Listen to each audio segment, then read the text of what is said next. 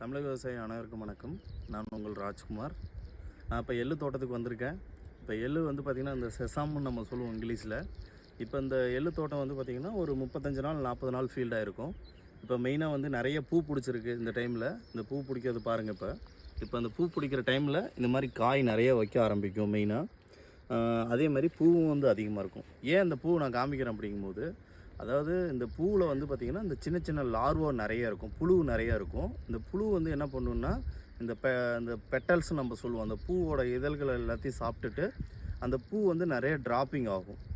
அதுக்கு நம்ம வந்து பார்த்திங்கன்னா இந்த உயிரியல் மெத்தடில் நீங்கள் பெவேரியா பேசினா அப்படிங்கிற ஒரு மருந்தும் கொடுக்கலாம். கூட வந்து பார்த்திங்கன்னா நீங்கள் பயோஸ்டிமுலண்ட் வந்து ஹியூமிக் ஃபல்விக் அந்த மாதிரி வந்து பார்த்திங்கன்னா சேர்த்து கொடுக்குறதுனால இந்த பூ கொட்டுறதோடது வந்து நிற்கும், புழு வந்து நல்லா கண்ட்ரோல் கிடைக்கும். நான் இப்போ கெமிக்கல் மெத்தடில் நான் யூஸ் பண்ணுறேன் அப்படிங்கும்போது இதுக்கு வந்து பார்த்திங்கன்னா மெயினாக வந்து குளோரோடெட்ராப்ரோனைல் அப்படிங்கிற ஒரு மருந்து இருக்குது. அதே இதில் வந்து ப்ளூ பெண்டமைடு அப்படிங்கிற ஒரு மருந்து இருக்குது, இமாமெக்டின்ங்கிற ஒரு மருந்து இருக்குது. இதெல்லாம் நீங்கள் வந்து தேவைக்கிறத மாதிரி கொடுக்கலாம். ஏன்னா ஏதோ ஒரு மருந்து கொடுத்தா போதும், கண்டிப்பாக இதோட ரிசல்ட்ஸ் நல்லாயிருக்கும். இன்னும் ஒரு 20-25 நாளையில் இன்னும் காய் வந்து பார்த்திங்கன்னா இன்னும் நல்லா பிடிக்க ஆரம்பிச்சிடும். அப்போ வந்து பார்த்திங்கன்னா இந்த கதிர் நாவாய் பூச்சி அப்படிங்கிற ஒரு பூச்சி வந்து அதிகமாக தாக்கும்.